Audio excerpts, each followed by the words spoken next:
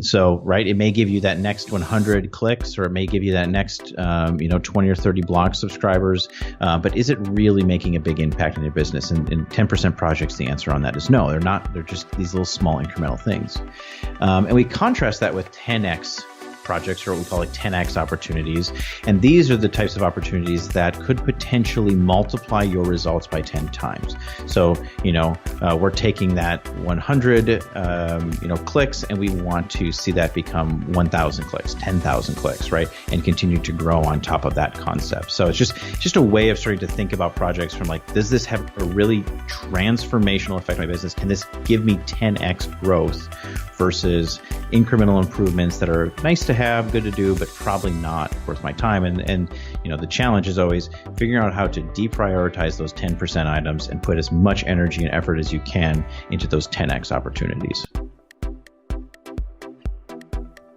Hello and welcome to the Right Podcast, your source for inspiration in copywriting and content marketing.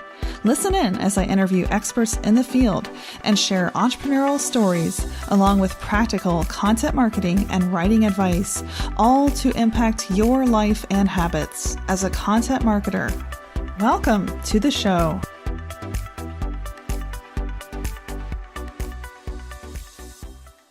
Welcome to episode 37 in the Right Podcast. For today's show, I have the honor of having the CEO of CoSchedule join me, Garrett Moon.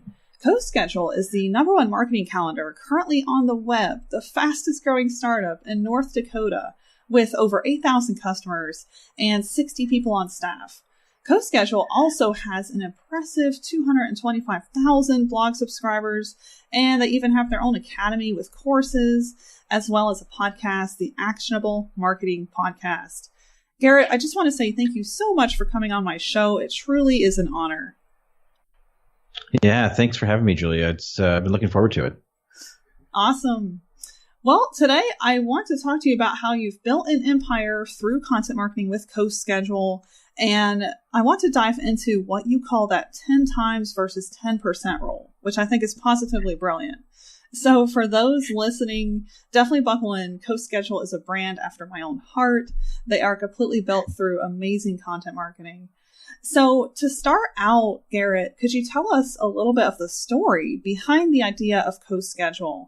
You're the CEO and co-founder. So how did that start? Yeah, it started with client work and, running a service company. Me and my co-founder were running a web agency, and we did a lot of marketing consulting, and we're experimenting with a lot of blog content, social, email list building and audience building as our own marketing, for our agency. And then we had a lot of clients that were asking us to teach them and to help them implement those processes too for their marketing team. So we just kind of started to get deeper and deeper over time into content and falling out of love with all of the tools that we had to use to make it happen. We were, we had a mess of spreadsheets for all of our different clients. We were like, every 3 months you're onto a different productivity tool, trying to find one that actually, can fit with what a marketer needs to get done.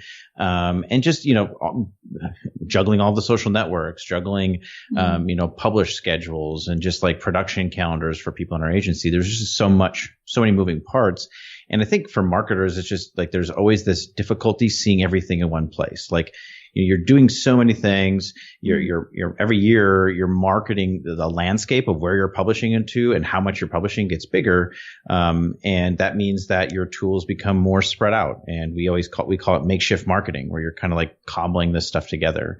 And we were web guys, software guys, and we thought, hey, there has to be a way to start tying some of these pieces together. So we started really, looking first at content plus social, putting that on a really good calendar where you could drag and drop and you could see everything in one place. We built productivity tools so that teams could work together.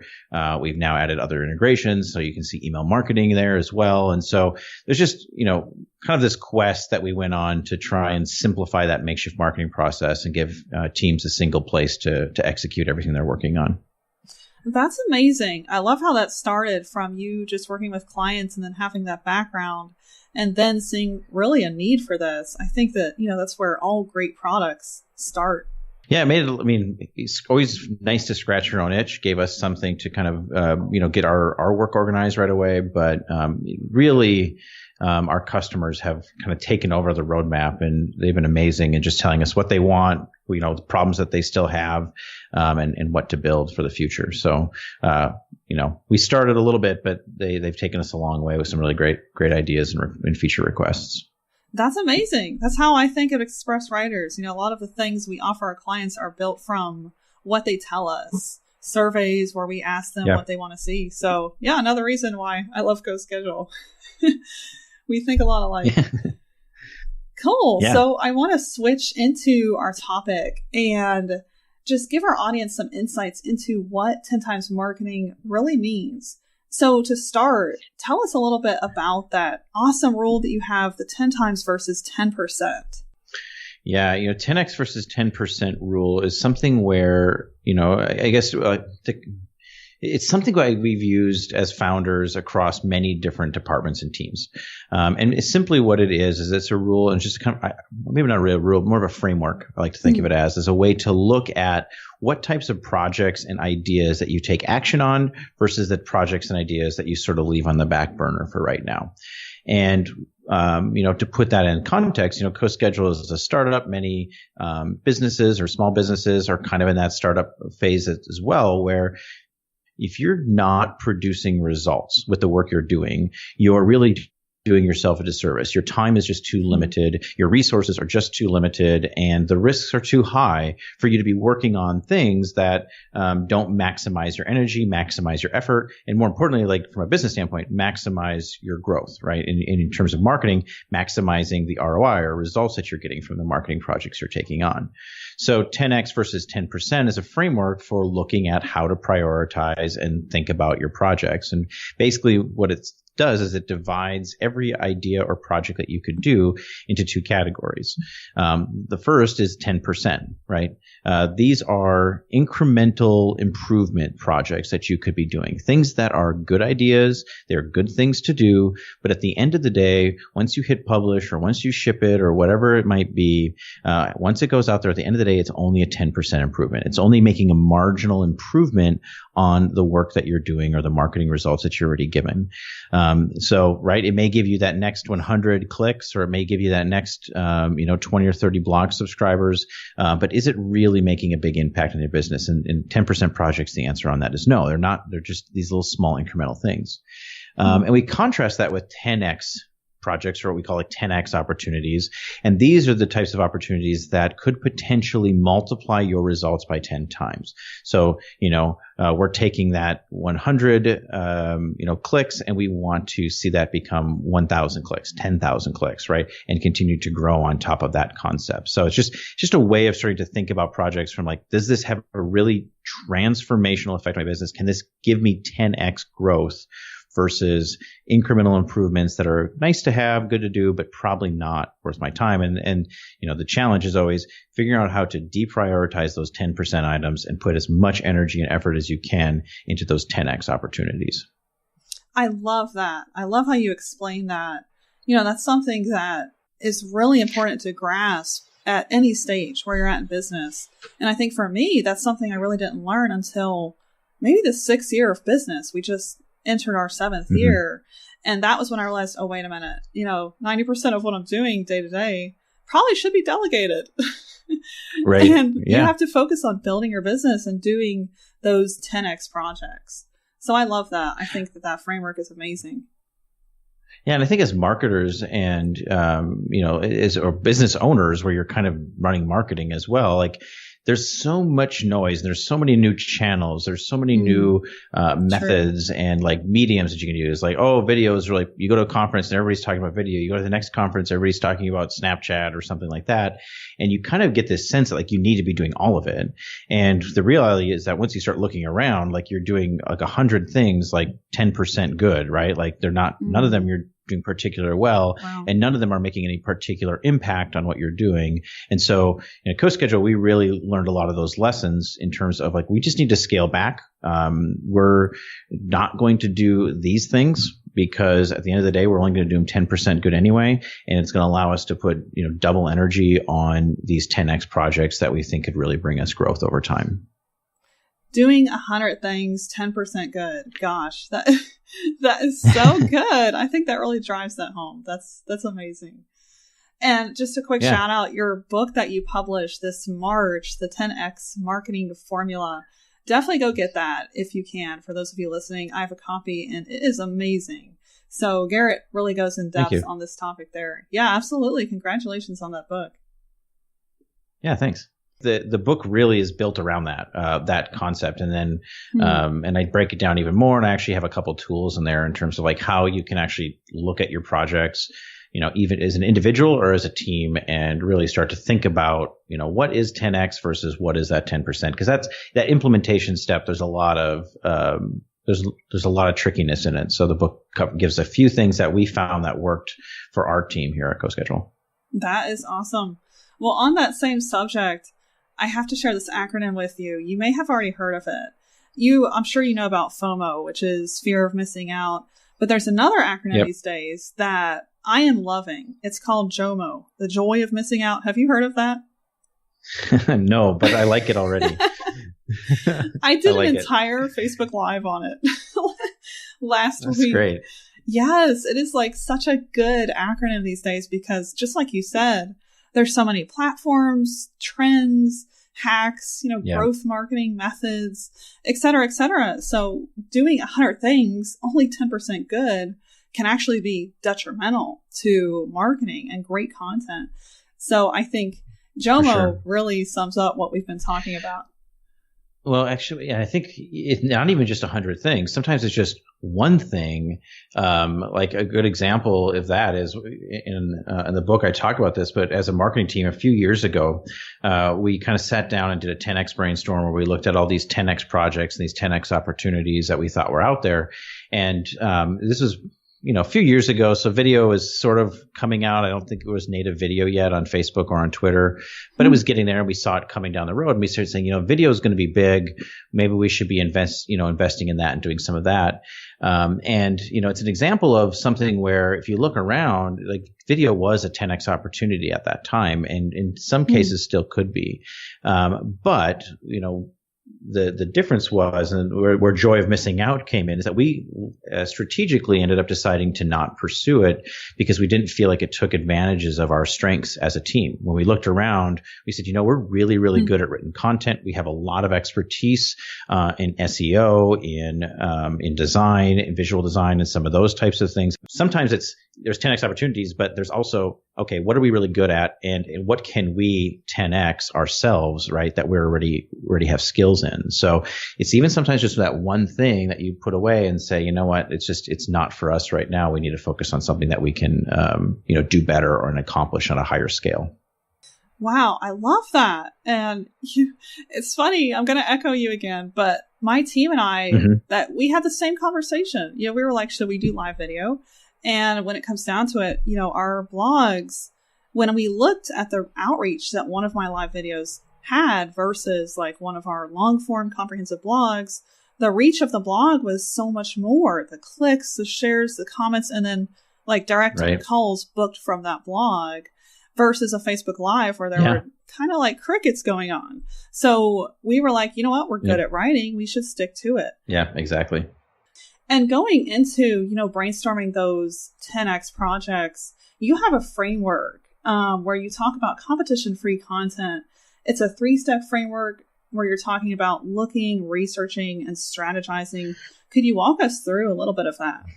Yeah. So a long time ago, I read a business book, and some people may be familiar with it, but it's called Blue Ocean Strategy.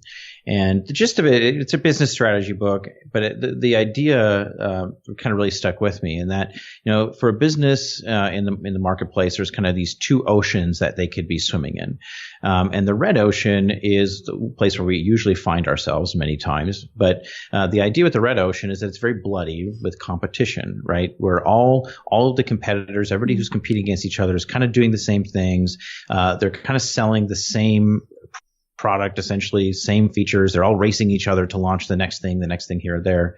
And the book contrasts that concept with a blue ocean strategy, and a strategy for a business that truly sets it apart and gives it a nice, clear, wide blue ocean to swim in, and that doesn't have to, worry about the congestion and the heavy competition.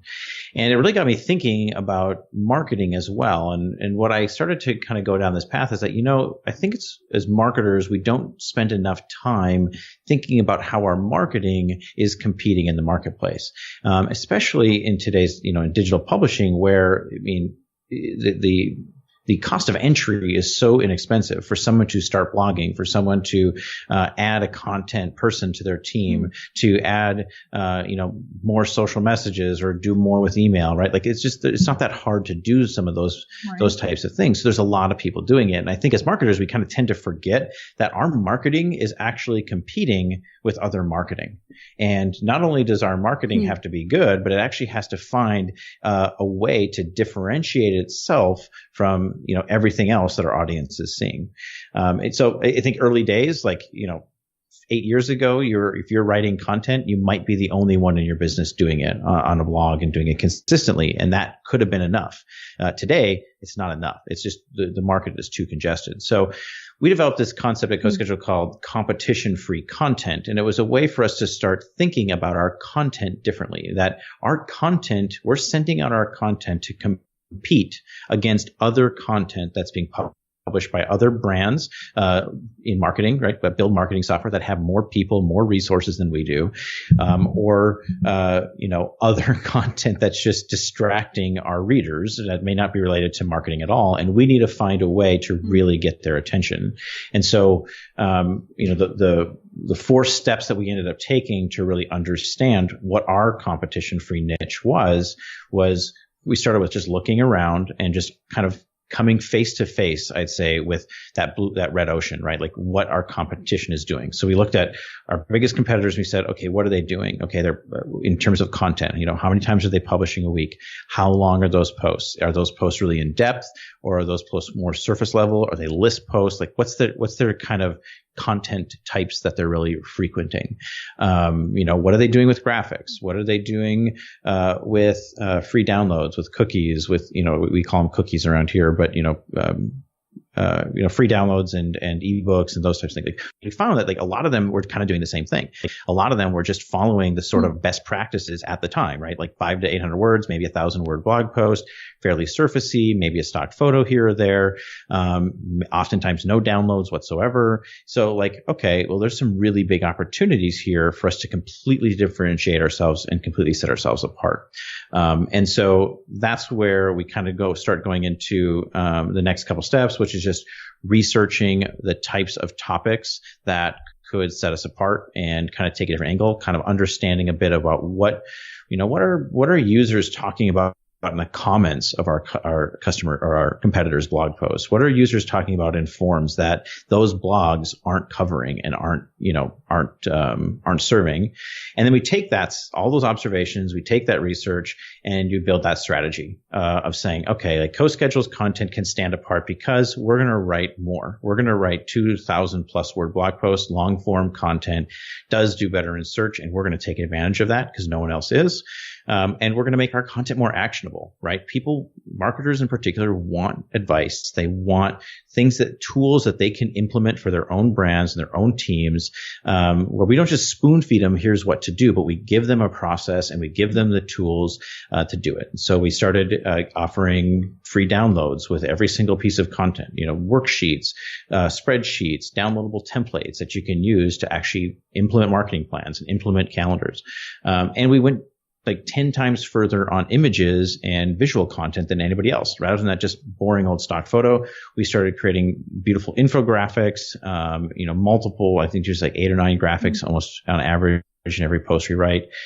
And this is, this is something that we started doing 4 or 5 years ago. And it's that just starts snowballing and building a lot of value for us, very, very quickly. And it allowed us to be kind of surpass that competition that we had every single day. And there's other examples in the book that don't involve that exact process. There's other ways to implement that, but it can be really transformational for your results when you can kind of rise above that competitor's noise.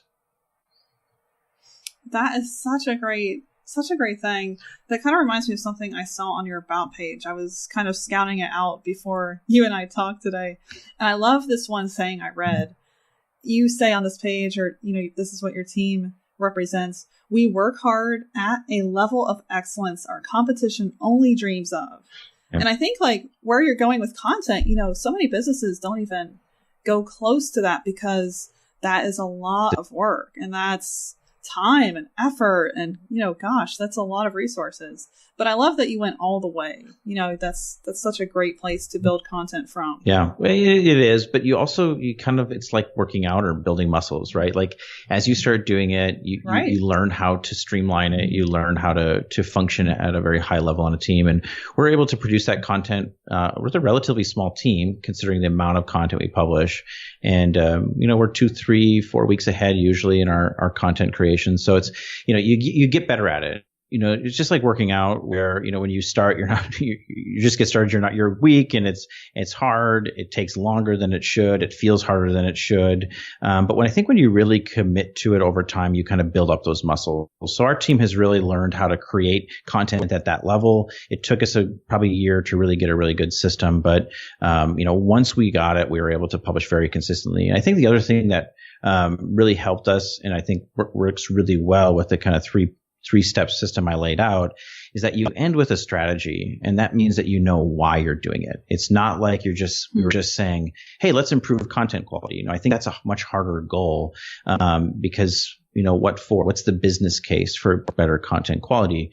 But once you kind of say, this is where our opportunity is. This is where competition-free content is. This is what we need to do. Everyone can march in the same direction. Everyone knows why they're going there. And I think just having that helps the team produce faster, helps you as a marketing manager or a writer or whatever your role is, commit to it more. And so, a couple things there, just, you'll get better over time is one, but once you know why you're doing it, it gets a lot easier to improve on it. I love that. And again, I would echo those exact 2 points because that's right where we are. At the beginning, content was hard, and I would think I was only like a day or 2 days ahead. And now I'm 3 to 4 weeks ahead, which I think that's true for your team, right? 3 or 4 weeks ahead. The calendar is probably full for 3 months, and content is usually ready to go several weeks before it is due. And we used to measure that. Like we used to have this, we kind of the team set this goal, and I remember Nathan, who manages our demand gen team, would be kind of sending out hip chats and messages like, oh, we're 89% of our goal, right? So it probably means we had one post that was missing graphics or something like that, or just needed to be edited. And now they don't even talk about it anymore. They don't even measure anymore. It's just a matter of course. Wow. We're just always ahead. It's just never a problem. And so, you get better at it over time. We've been doing it for a few years, so that helps a lot. Yes, exactly. Yeah. Same here. It's like building muscles and getting stronger as you go, and then knowing the framework, knowing how to do it successfully. Yep. Those really are the keys. That's great. So just a couple things as we wrap up here. I wanted to talk about 2 traps that you discuss in the 10X marketing formula, the traffic trap and the promotional trap. I thought both of those were brilliant concepts when I came across them. And I've definitely hovered near those pitfalls in my own content journey. Yeah. So can you share with us what those 2 traps are and how we can avoid them by what you call focusing on a content core? Yeah, for sure. So just to define those, traffic trap is when you create content that your audience wants, which sounds on the surface like the goal. But what it means is that your audience likes the content. They click, they share, they, retweet whatever your metric you're looking at is. So they obviously like it, but they're not really engaging with your business. And I think that's a really tough one, right? Because it gives us sort of this false signal that we're being successful with our content. Hey, people are noticing our content. They're coming to our site.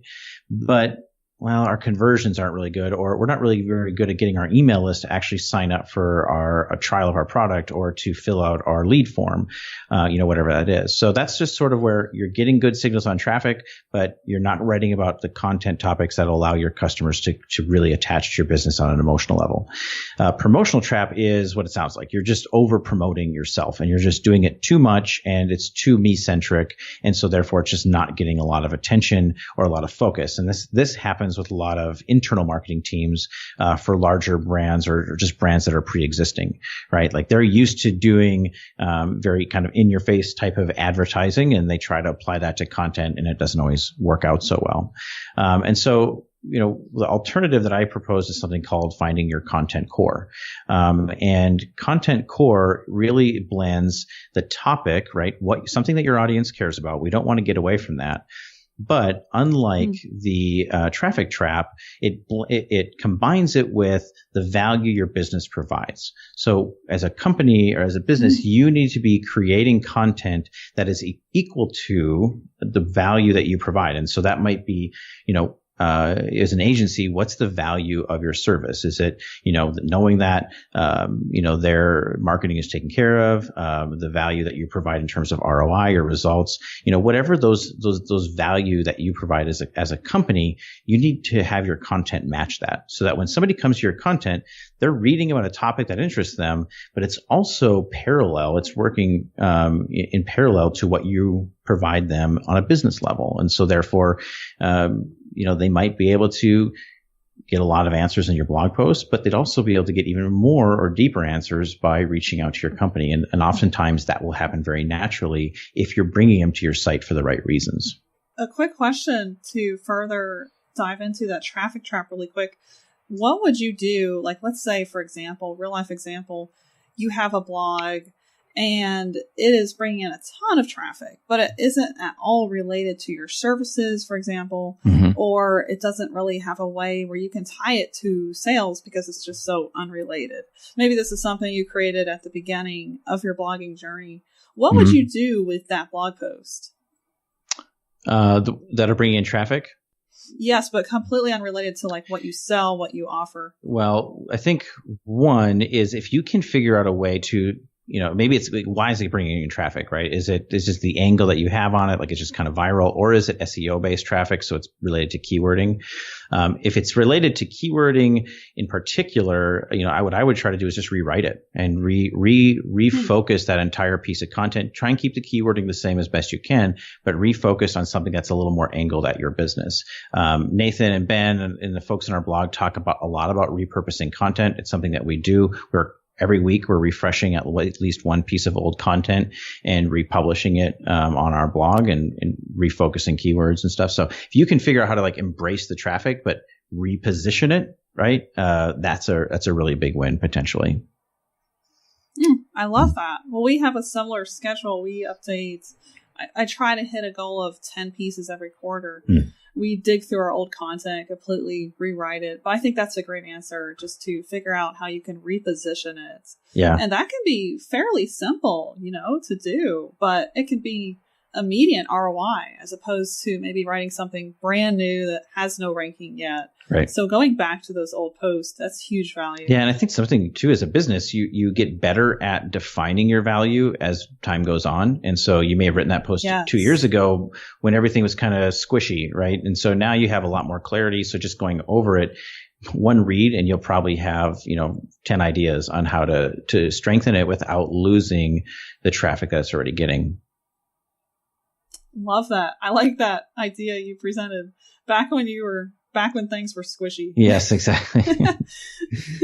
Which is always like, yeah, well, anything, we have a funny thing. We have like legacy, like you hear in programming, you hear legacy code, right? Like a really old code that was written a long time ago. And, developers don't like it because you always have to kind of work around CoSchedule, and a fast moving startup or a fast moving business become legacy within months oftentimes. So, when you're moving fast, that happens. But as you get more focused, it really is a valuable resource. That old content is bringing in lots of traffic from search potentially. So, take advantage of it now. Yes, totally agree. Well, to wrap this up, Garrett, can you share how we can buy your new book, The 10X Marketing Formula? Yes, absolutely. So 10X Marketing Formula is available on Amazon.com, of course. We also have the first chapter and some other things at CoSchedule.com/10X book. And those are two great places to find the 10X Marketing Formula.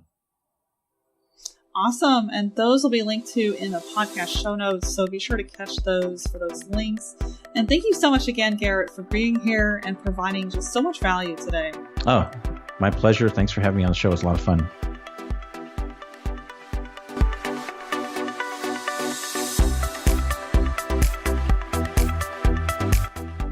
I hope you got a lot of good from today's episode with Garrett Moon on building an empire with content marketing and that 10x versus 10% rule.